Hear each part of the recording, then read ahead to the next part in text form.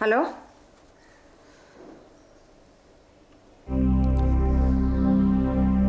না কোয়েল ঘুমোচ্ছে না, ওকে তো এখন তুলতে পারবো না। কাল সকালে ফোন করো। হ্যাঁ, সে তো কাজ থাকতেই পারে, টিউশন তো থাকতে পারে। না না, ওই সময় ফোন করলে চলবে না, ওর বেরোনো ভীষণ তাড়া থাকে। ঠিক আছে ঠিক আছে, আমি বলে দেবো, ওকে। কে? স্যান্ডি। এই তো বিকেলে এতক্ষণ ধরে আড্ডা মারলো, কি যে ওদের এত কথা থাকে বাবু বুঝি না। বোঝো না, বোঝো না বললেই হবে বৌদি, বুঝতে চেষ্টা তো করতে হবে। তার মানে আমাদের মেয়েরা তারা কার সঙ্গে মিশছে, কোথায় যাচ্ছে, আমাদের তো সেগুলো নজর রাখতে হবে। তুমি মিছিমিছি চিন্তা করছো দিদি, ওদের বন্ধুদের তো আমরা সবাই চিনি, ওরা সকলে ভালো, একটু হুজে তবে ওই বকে যাওয়া টাইপ কেউ নয় গো। কি জানি বাবা, ছেলে মেয়েদের এত অবাধ মেলামেশা দেখলে আমার কিরকম অস্বস্তি হয়। বুঝছি, কিন্তু দিদি দেখো, দিনকাল তো পাল্টেছে। এখন তো তুমি যদি ভাবো যে আমাদের সেই ছোটবেলায় কি হয়েছে তা ভাবলে তো চলে না। এখনকার ছেলেমেয়েরা দেখো একসঙ্গে লেখাপড়া করছে, চাকরি বাকরি করছে, একজন আরেকজনের থেকে তো কিছু কম নয়, ওদের আলাদা করে কি করে রাখবে বলো তো? শোনো বৌদি, আমার দিদিমা বলতেন যে ঘি আর আগুন পাশাপাশি রাখলে বিপদ একটা ঘটবেই, এটা প্রকৃতির নিয়ম। কি জানো দিদি, এখনকার ছেলেমেয়েরা কিন্তু অনেক চালাক, অনেক স্মার্ট। স্যান্ডি ছেলেটাকে তোমার কেমন লাগে? ভালোই তো, বেশ ভালো, মানে বেশ সহজ সরল, ভালো তো। এতটাই সহজ সরল যে যখন তখন বাড়িতে চলে আসছে, রাত বিরেতে ফোন করছে, দুজনে মিলে একসাথে সিনেমা দেখার প্ল্যান করছে, আবার সে সমস্ত কথা অনায়াসে আমাদের সামনে বলছে, কোনো অস্বস্তিও নেই। তাহলেই দেখো, যদি গোপন করার কিছু থাকতো কেউ কি এত সহজ স্বাভাবিক হতে পারতো? তুমি বলো। তুমি না এক্ষুনি বললে যে অনেক বেশি চালাক, স্মার্ট। আর দেখো দিদি, কোয়েলের মতন মেয়েকে জোর করে কি আমরা কিছু করাতে পারবো, আটকাতে পারবো? তুমি বলো। আটকানোর চেষ্টাও তো করনি বৌদি। তার কারণ আমি জানি যে স্যান্ডি কোয়েলের খুব ভালো বন্ধু দিদি।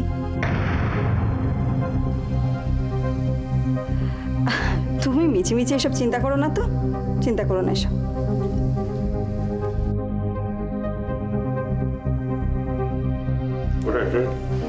আর বলবেন না, ভোর 5টায় ট্রেন, ও কনফার্ম হয়ে যাবে। কিছুতেই ব্রতটাকে কন্ট্যাক্ট করতে পারছি না। ও না না, ও মাঝে মাঝে ওদের ওই পোল্ট্রির ওখানে নেটওয়ার্কের প্রবলেম হয়।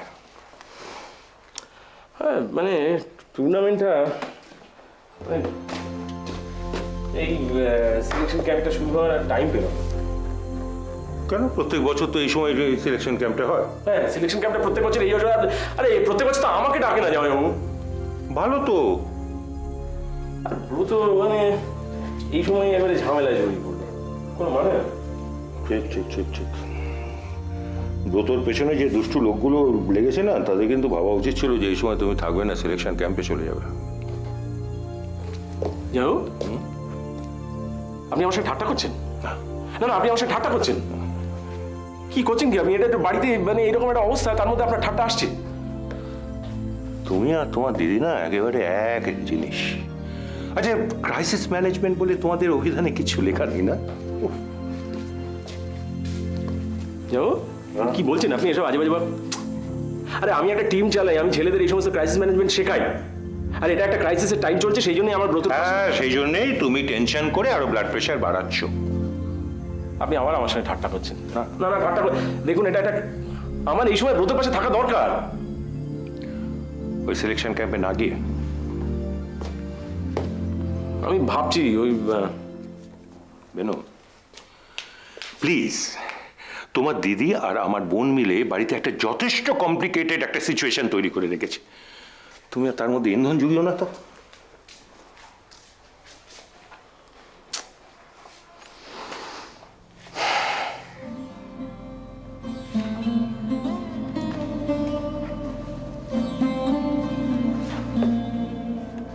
জামাইবাবু আপনি মানে একাই সব সামলে নিতে পারবেন তো? তুমি যদি তোমার কাজে চলে যাও তাহলে সামনে নিতে পারবো, কিন্তু তুমি থেকে গেলে কোনো চান্স নেই। আচ্ছা ব্রত এইরকম একটা মানে তুমি যদি না গিয়ে এখানে থেকে যাও তাহলে ব্রত কিন্তু আরো আপসেট হবে। ব্রতকে তুমি খুব ভালো করেছেন।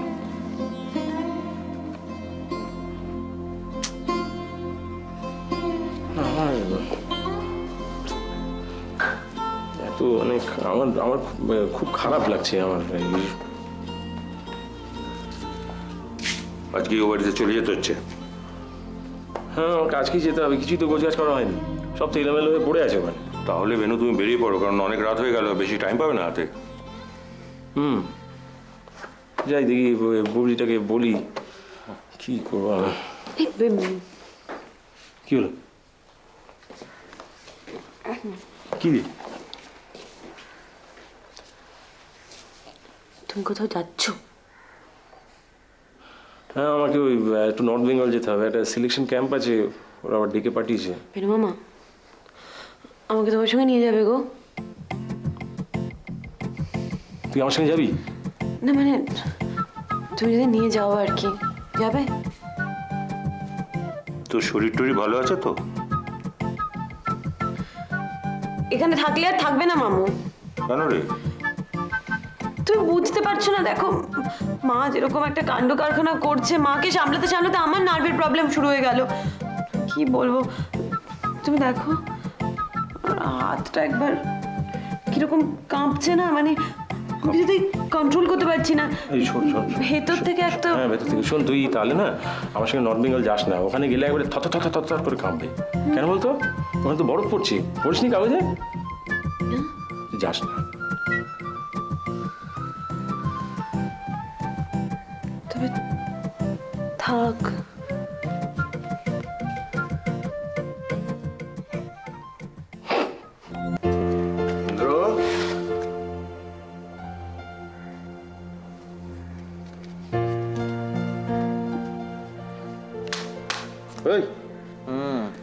রোড, আরে কি ব্যাপার, এত বেলা অবধি শুয়েছিস?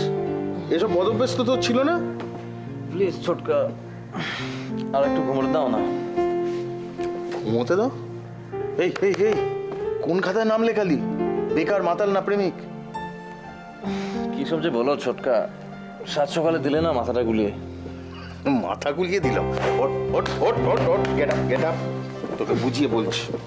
ওট, কটা বাজে খেয়াল নেই, ঘুমোচ্ছে। বলো। শোনো, এত বেলায় ডাকলেও পাশ ফিরে শোয় কারা?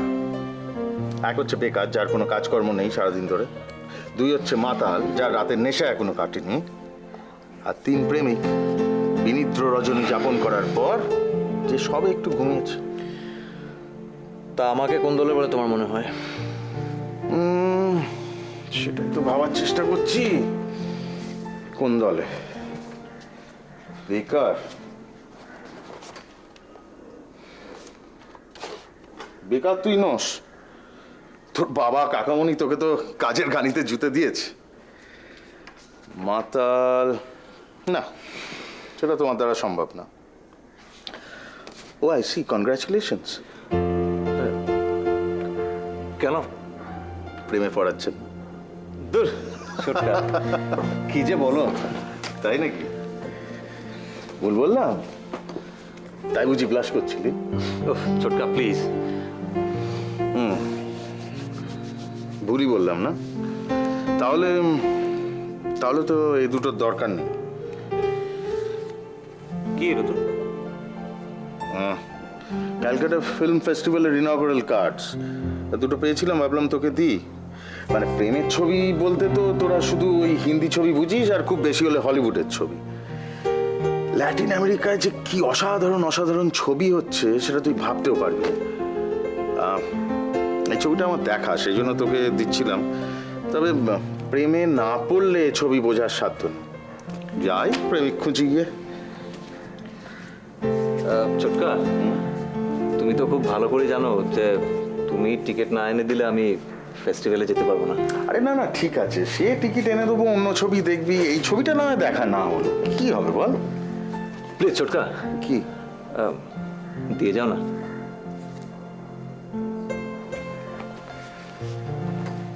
দিয়ে যাবো? কাকে নিয়ে দেখবি? সেটা তো এখনো ঠিক করিনি, দেখি।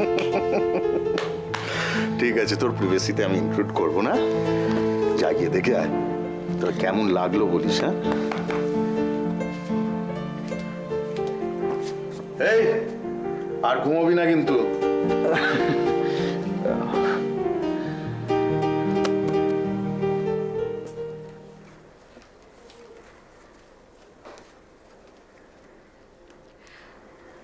আপনার চা। ও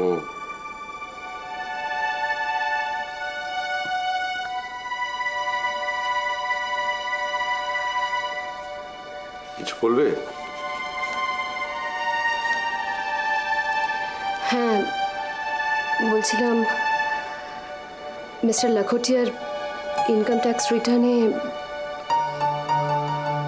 এই নিয়ে তোমার মাথা ঘামাতে হবে না বৌমা। অফিসটা অফিস, বাড়িটা বাড়ি, এই দুটো মিলিয়ে ফেলা আমি পছন্দ করি না।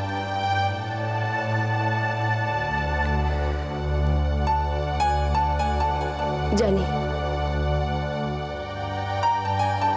কিন্তু এই বিষয়টা শুধুই প্রফেশনাল জায়গায় নেই মেজদা।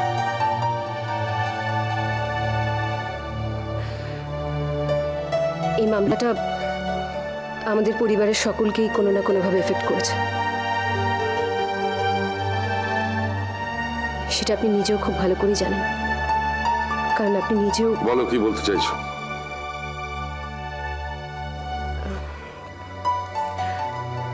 সেদিন আমাদের অ্যাকাউন্টেন্ট মিস্টার শর্মা বলছিলেন। শর্মা তোমার সঙ্গে ব্যাপারে কথা বলে নাকি? ঠিক তা নয়, আমি ওনাকে জিজ্ঞেস করেছিলাম। তা কি বললো শর্মা? বলছিলেন এমপ্লয়ির প্রভিডেন্ট ফান্ড যদি সময় মতো জমা না পড়ে তাহলে নাকি এমপ্লয়ারকে ইনকাম ট্যাক্সে অনেক বেশি টাকা পেনাল্টি দিতে হয়। তা হয় তো কি? লাখোটিয়ারা নাকি ক্ষতিপূরণ দিতে চাইছে না। হ্যাঁ, বিপদে পড়লে মানুষের এরকমই বুদ্ধি নাশ হয়।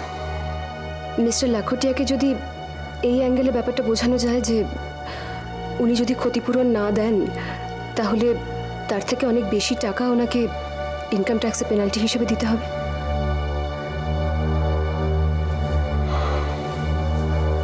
বসো।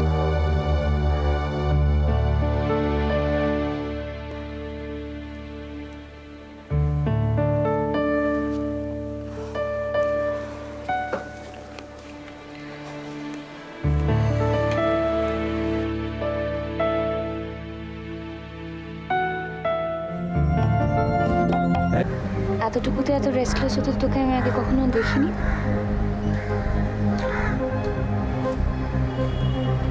এতটুকু বলে মনে হচ্ছে?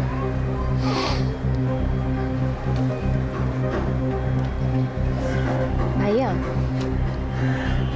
আমাদের জীবনে অনেক হার্ডল আসে। তুই কখনো বাপিকে জিজ্ঞেস করে দেখিস? তুই ডাক্তার কাকুকে জিজ্ঞেস করে দেখিস? এই সমস্ত প্রবলেমসগুলোকে আমাদেরকে ওভারকাম করতে হয়, এটাই নিয়ম।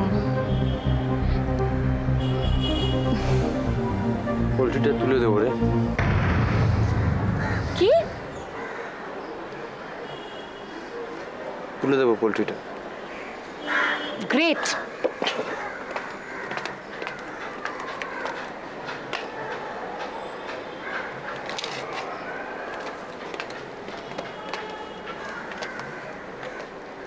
তোর মাথাটা পুরো খারাপ হয়ে গেছে।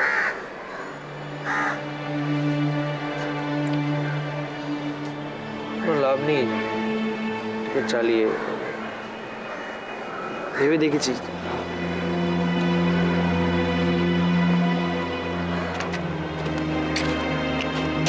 কি ভেবে দেখেছিস তুই? আমাকে একটু বল তো, আমাকে একটু বুঝিয়ে বল যে এক্স্যাক্টলি।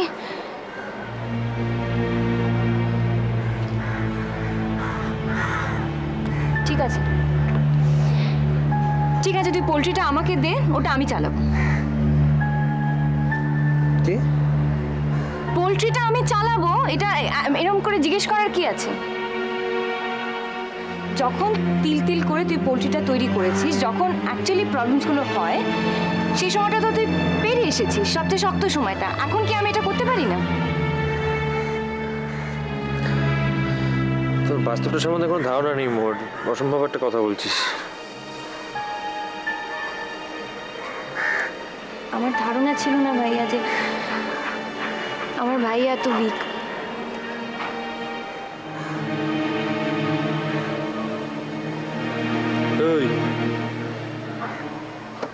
এরকম করিস না, কি রে? আমি বাপির সঙ্গে আজকেই কথা বলবো, পোল্ট্রিটা আমি চালাবো ব্যাস। এই মোহর, কি পাগলামি করছিস তুই?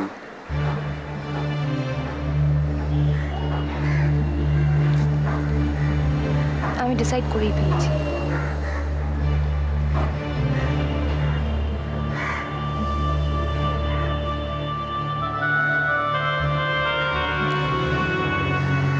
বস বস বস বস।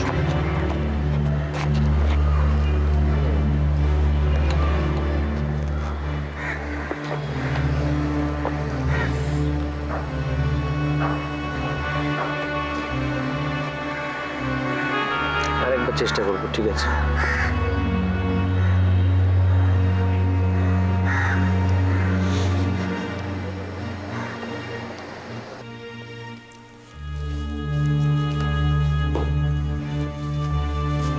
হ্যাঁ বলুন।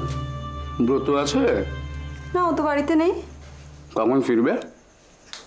তা তো ঠিক। হ্যাঁ রে, আমি জানি না। আচ্ছা বৌদি শোনো না, তোমার ওই ধোপাবাড়ির কাপড়গুলো আমাকে একটু বের করে দাও তাড়াতাড়ি। কি কর? আচ্ছা শোনো না দিদি, তোমার ব্রত বলে গেছে কখন ফিরবে? বাবু, তুমি বাবুকে চেনো না? কখন ফিরে দেখো? ঠিক আছে, কেন? উনি আসলে আসলে ভাইয়া তো খুব ব্যস্ত, ওই পোল্ট্রিতে কি একটা শেড বসবে বলছিল, মিস্ত্রি টিস্ত্রি আসবে, সেই যে মুরগিগুলো সব পুড়ে গেল। তারপরে আবার যদি পুড়ে যায়? আমার নাম রাজেশ দাস। পল্টন দা বললে ব্রত চিনবে। পল্টন দা? নামটা চেনা চেনা মনে হচ্ছে, তাই না? তুই আমার জন্য এক গ্লাস জল আনো তো।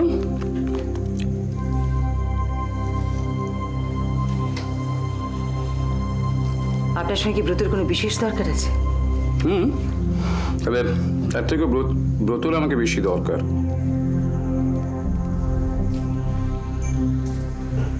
আপনি কি চান? সেটা ব্রত জানে, কিন্তু মুশকিল হচ্ছে ডিসিশন নিতে পারছে না। বড্ড ছেলে মানুষ তো।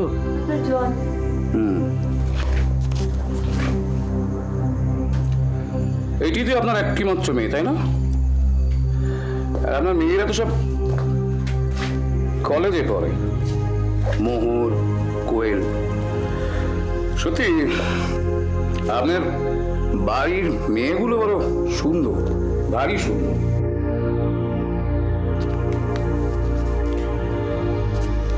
এই বইটা কয়েকদিনের জন্য দেবেন?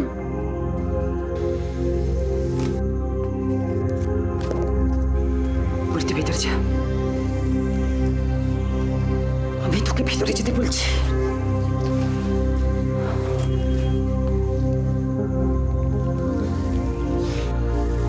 আমি বলছিলাম কি যে আপনার তো ব্রতকে দরকার, আপনি ওর সঙ্গে ফোনে যোগাযোগ করে নেবেন, কিংবা ওর পোল্ট্রিতে যাবেন। এখন তো বাড়িতে নেই। পোল্ট্রি? হ্যাঁ, আমাকে সেখানে তো একবার যেতেই হবে। খুব শিগগিরই ওখানে আমার একটা কনস্ট্রাকশন হচ্ছে। ব্রতর সাথে আমি সেই ব্যাপারেই কথা বলতে এসেছি। ওখানে একটা ছোটখাটো চাকরির ব্যবস্থা আমি করব, এটা বলে দেবেন ওকে। কি করে না ছেলেটা? এই বয়সে ভায়োলেন্স ট্যালেন্স ভালো লাগে বলুন? কতগুলো অবলা প্রাণীকে কখনো আগুন দিয়ে, কখনো বিষ দিয়ে না। আমার মনটা ভীষণ খারাপ হয়ে যায়, তবু করতে হয়। কি করবো বলুন, না বুঝলে কি করবো? ব্রতকে এটা ভালো করে বলে দেবেন, বলবেন যে বেশি বলিয়ে কইয়ে প্রাণীদের জন্য কিন্তু আমার কাছে অন্য ব্যবস্থা আছে।